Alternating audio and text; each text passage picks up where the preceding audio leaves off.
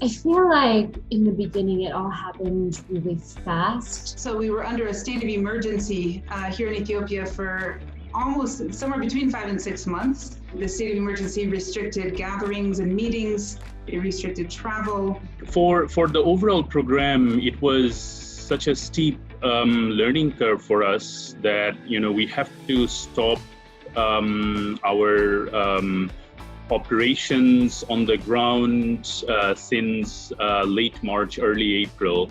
We had the Ministry of Health come and train our staff on, washing hands, the proper mask wearing, social distancing, and then we had them accompany us to villages to do training with the communities that we were working with. We also had to utilize a lot of our stakeholder information, that how do we keep them in close touch with us. And oftentimes, I think that's where most of the innovation took place, that now that our staffs are not on the ground, how can our local partners and our key allies can still progress the job. In 2 weeks' time, we went from keep yourself safe to these very rapidly increasing lockdowns. But work didn't stop. We didn't stop operations because, again, we work in agriculture and we cannot take the risk of compounding this potential health crisis within a food crisis.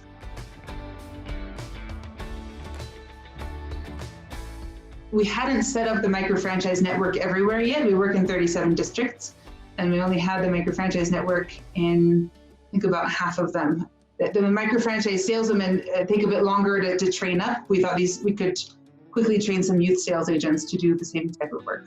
So it was kind of 3 separate vouchers all attached to each other that were handed to the household at once, but with different expiration dates, and then they redeemed one per month. And then we signed an agreement with the big supplier here in Addis, and then the purchase orders with all the wholesalers in the different areas for the supply of this soap.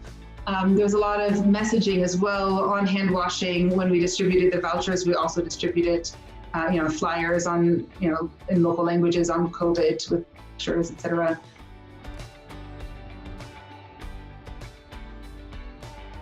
So we thought about mobile phones because we knew all of our field-based staff have mobile phones that were initially used for data collection, and we can engage participants that way. So if we adapted things like our coaching messages, made them shorter, more succinct, we could engage participants with mobile phones.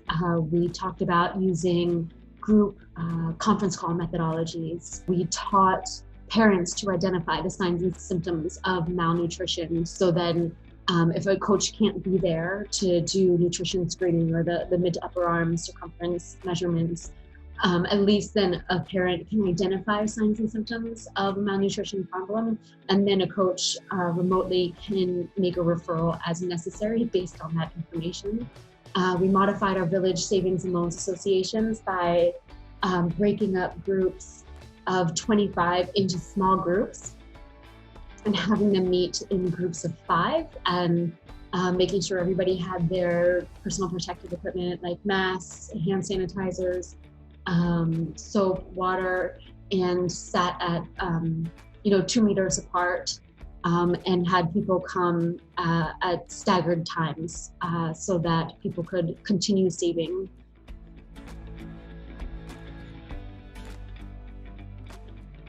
Because of absence of our staff on the ground, we had to thought quickly that how best we can organize these key stakeholders so that we can better kind of support farmers with the right knowledge, and the materials and the know-how.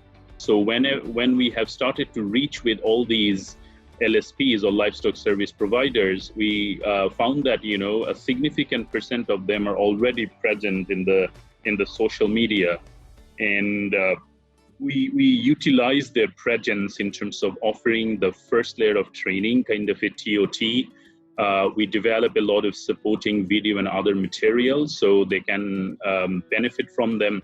And these LSPs, based on the guidelines and others, they gave more of a one-to-one capacity building to new fodder entrepreneurs. These LSPs were able to share those information with us on the social platform as well.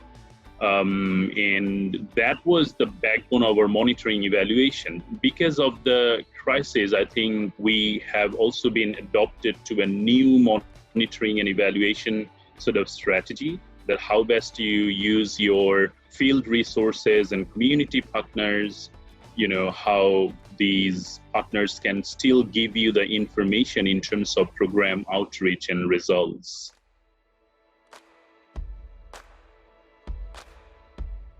The system that we're using is called Third Eye.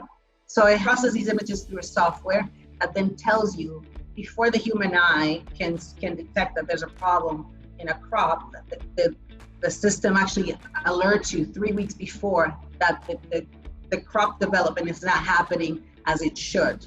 So we have 3 weeks of time to intervene. This sort of fed some of the community radio programming that we did in that time frame. We designed a whole radio curricula to accompany the information from the drones, and to also just to make sure that we were getting the word out there, what was happening, not only with the crops, but also the importance of eating well, to make sure that we were strong to combat this virus should there be an incident where anybody got sick at the village level. So it was a twofold intervention, if you will.